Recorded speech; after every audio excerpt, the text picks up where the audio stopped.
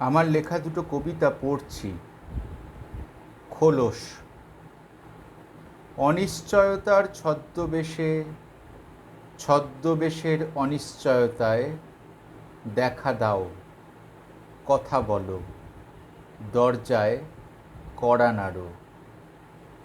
তোমার আন্দোলনের ঢেউ শরীরে, দেওয়ালে, পাতায় পাতায়।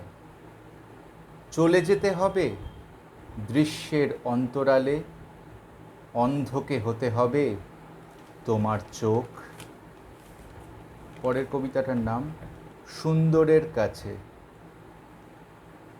দৃশ্যের ভিতর লুকিয়ে থাকো, তুমি সুন্দর।